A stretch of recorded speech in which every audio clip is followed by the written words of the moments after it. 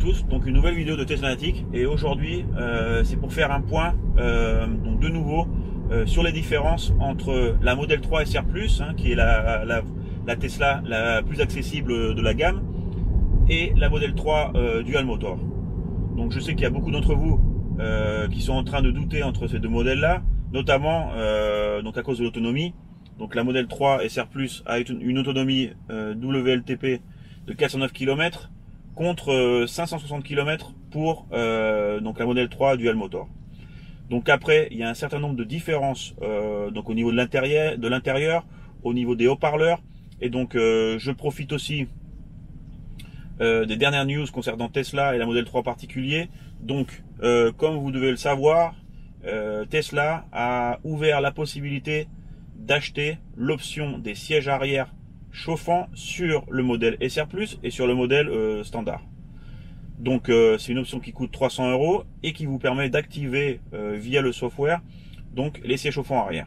Donc en fait c'est encore un petit pas de plus en fait dans la réduction des différences entre la Model 3 SR+ et le reste des modèles 3. Donc je crois que c'est intéressant de refaire un petit point, d'accord, pour que vous puissiez vraiment décider en bonne connaissance de cause. Donc voilà, donc la SR+, donc 49 600 €, prix public, 409 km d'autonomie, 225 km/h, 5,6 secondes de 0 à 100. D'accord, donc ça c'est les caractéristiques de la voiture. Donc au niveau de l'intérieur, pour qu'on revoie ensemble les différences. Alors, intérieur premium partiel, donc qui comprend les sièges chauffants avant, électrique et ajustable 12 positions. Donc la sellerie et finition premium, donc comme l'autre. Le système radio avec son immersif. Donc là, oui, c'est une différence qu'en fait, on n'a pas de caisson de basse. Console centrale avec espace de rangement. Donc ça, c'est exactement la même chose avec les 4 ports USB et les stations d'accueil pour les deux smartphones. Ok. Donc après, qu'est-ce qu'il y a de différent? Donc si on suit l'intérieur premium, les sièges avant électriques, on l'a dit, donc c'est pareil. Donc les sièges arrière chauffants qui sont maintenant disponibles pour 300 €, d'accord. Donc là c'est pareil, en allant sur votre compte Tesla vous pourrez acheter cette option pour 300 €. Moi j'en ai pas besoin, mais donc avis aux amateurs.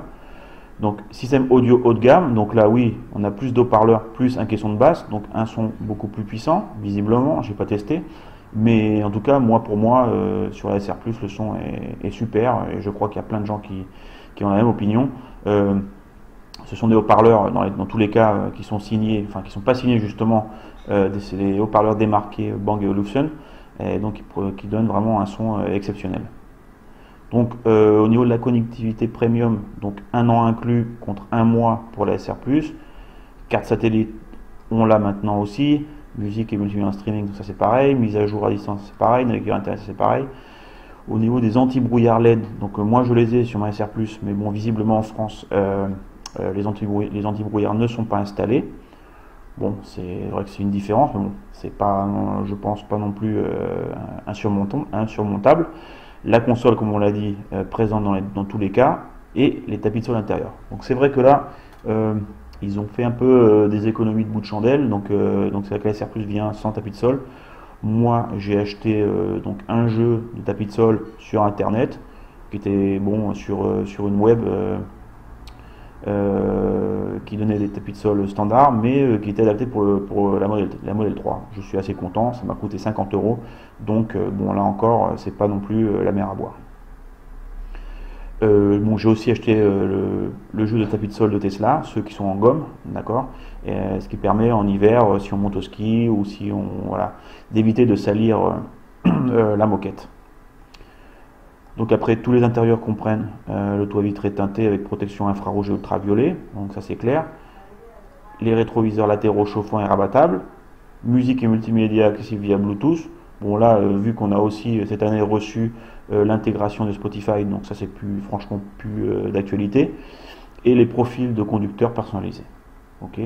Donc, comme vous l'avez compris, donc si je prends le prix de l'autonomie standard plus 49 600 €, et en allant sur une grande autonomie moteur dual, donc effectivement La voiture va apparaître 560 km d'autonomie, cycle WLTP, 233 km/h. Bon, là oui, si on était en Allemagne à la limite, on pourrait conduire jusque-là sur l'autobahn. Et donc 1 seconde de moins du 0 à 100. Donc plus d'accélération. Moi, encore une fois, après l'amélioration de l'accélération de 5% sur la SR Plus cette année, franchement, on a une voiture de sport entre les mains et c'est largement suffisant. Donc voilà, donc c'est un peu toutes les différences qu'on a. Donc voilà, donc avec le comparatif, donc vous pouvez bien voir que donc finalement il y a très peu de différence entre la modèle 3 SR Plus donc et le reste des modèles 3. En ce qui concerne l'intérieur, c'est exactement la même chose. On a le même intérieur premium cuir, enfin simili cuir. On a aussi la visualisation des cartes en satellite maintenant. Donc effectivement, le pack de données premium va durer 1 mois en choisissant une SR Plus et 1 an en choisissant les autres modèles.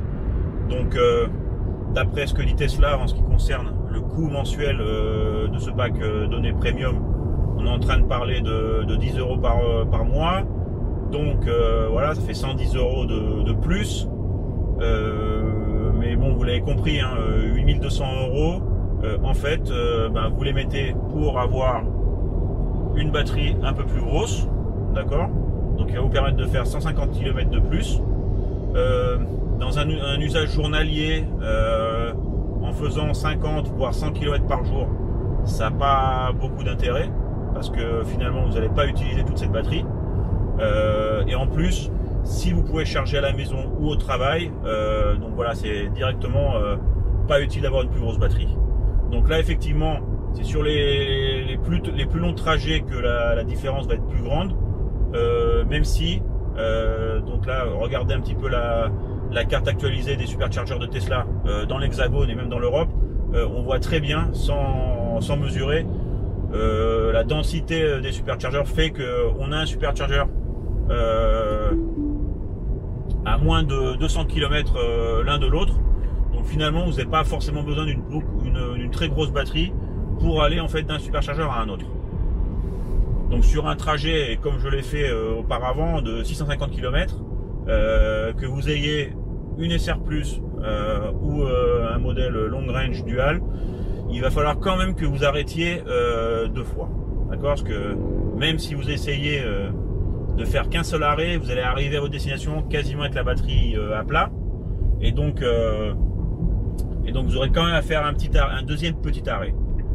Donc effectivement, si vous n'êtes pas un représentant de commerce qui utilise la voiture, qui fait 100 000 km par an, la batterie de la SR Plus est largement suffisante.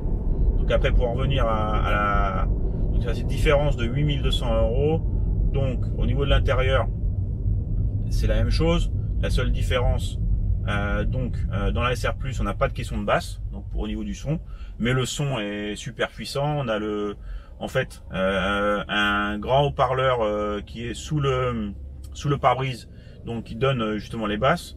Après, donc je sais plus exactement combien de haut-parleurs on a, mais on en a au moins 2, 4, on a 6 haut-parleurs dans le reste de la voiture. On a vraiment un super son.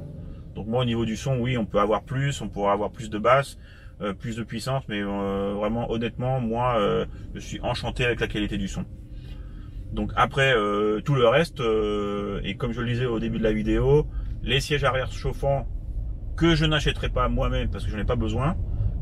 On est 3, donc moi et ma femme devant, donc avec les sièges chauffants devant, et ma fille a son siège auto, donc ça sert à rien. Donc pour moi ça servira à rien.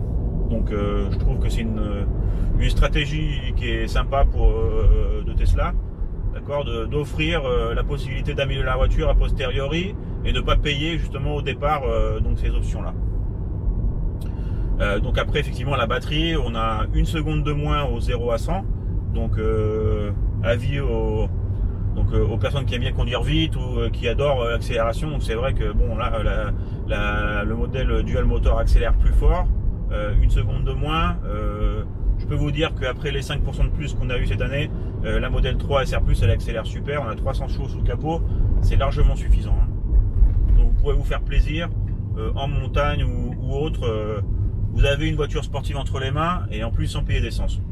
Donc de ce point de vue-là, aucun souci. Donc voilà, donc moi la conclusion reste la même et je crois que c'est encore plus flagrant maintenant. Donc au jour d'aujourd'hui, la différence entre la SR Plus et le reste des modèles et la Dual en particulier, donc 8200 €, c'est pour avoir 150 km de plus de batterie. Voilà, pas plus.